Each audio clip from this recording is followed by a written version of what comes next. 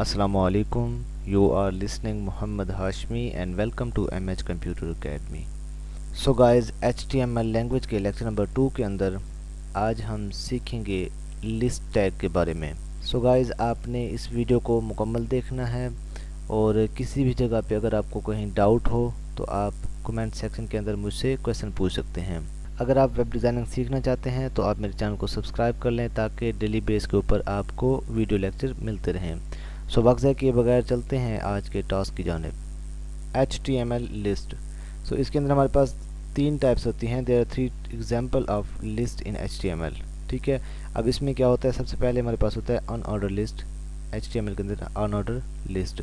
Second जो होता है वो हमारे पास होता है ऑर्डर्ड लिस्ट। और थर्ड जो होता है उसको बोलते हैं हम डिस्क्रिप्शन लिस्ट या उसको डिस्क्रिप्टिव लिस्ट भी बोलते हैं। तो हमारे पास ये 3 टाइप्स होती हैं हमारे पास लिस्ट की। HTML के अंदर हमारे पास लिस्ट की 3 टाइप्स होती हैं। सो हम इन तीनों को डिस्कस करेंगे। तो सबसे पहले हम इस अनऑर्डर लिस्ट को डिस्कस करते हैं।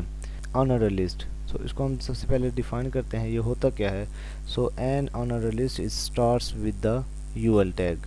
यानी जिस तरह हमारे पास अनऑर्डर का U और यहाँ से लिस्ट का L, तो इससे हमारे पास टैग बन गया है अनऑर्डर लिस्ट का tag. So each list item start with the LI tags. So हमने ऊपर सबसे पहले अनऑर्डर लिस्ट का टैग देना है, उसके नीचे जो आइटम लिखेंगे उसके लिए हमने LI का यानी लिस्ट आइटम का टैग देंगे। उसके बाद है the list item will be marked with the bullets.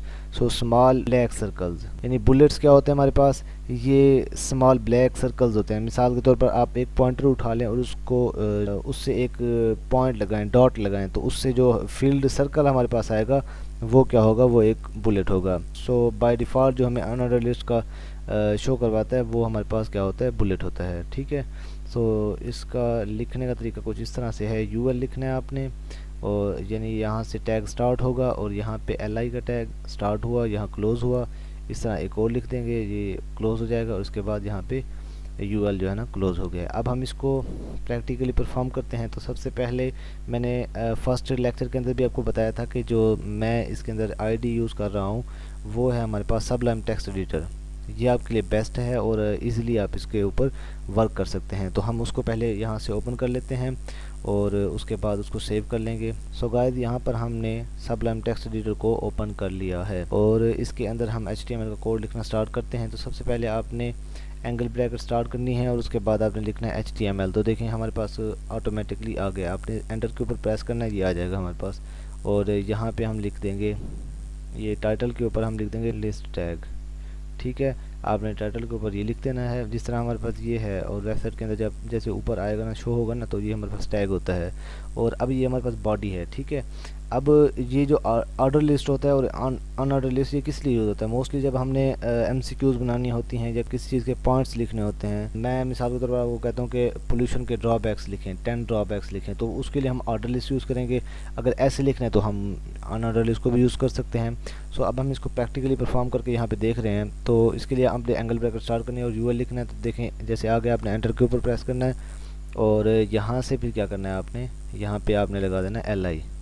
ठीक है, LI आपने लिख लिया, इसको आप क्या कर लेंगे, कॉपी कर लेंगे। ठीक है, Ctrl+C की हेल्प से आपने कॉपी किया और यहाँ पे क्या कर देंगे, आप इसको 2-3 टाइम पेस्ट कर देंगे। और अगर चाहें तो आप इसको यहाँ से पूरे वो कॉपी भी कर सकते हैं।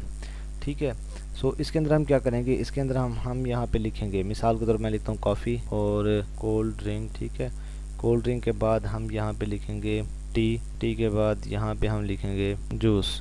ठीक है, तो ये हमने 3-4 पॉइंट्स लिस्ट के वो हमने यहाँ पे लिख दिए। अब हम इसको करेंगे सेव, और ये आपने याद रखना है कि list.html के नेम से आपने इसको सेव करना है। तो जहाँ पे मैंने इसको सेव किया है वहाँ से मैंने इसको ओपन कर रखा है और यहाँ पे मैं इसको ओपन कर रहा हूँ क्रोम ब्राउज़र को। सो ये हमारे पास ओपन हो चुका है। अब यहाँ पे मैं इसको रिफ़्रेश करूँगा। सो देखिए हमारे पास पॉइंट्स जो हैं वो स्टार्ट हो गए हैं और इसको बोलते हैं बुलेट्स, और ये बाय डिफ़ॉल्ट होता है। इसको डिस्क भी कहते हैं, वो आगे मैं आपको बताता हूँ। ठीक है, अब ये जो है मैं हमारे पास ये पॉइंट्स हैं, मैं चाहता हूँ कि हमारे पास एक ऑब्जेक्टिव बने, यानी एक पॉइंट बने ऊपर। तो मैं यहाँ पे कुछ लिख देता हूँ ऊपर। तो उसके लिए क्या करेंगे, आपने यहाँ सबलाइम टेक्स्ट एडिटर के अंदर आना है और यहाँ पे आपने लिखना है लेबल।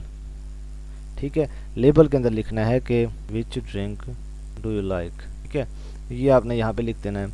अब इसको मैं सेव करूँगा कंट्रोल एस की हेल्प से और यहाँ पे दोबारा इसको रिफ़्रेश करूँगा तो देखें आप, तो देखें विच ड्रिंक डू यू लाइक।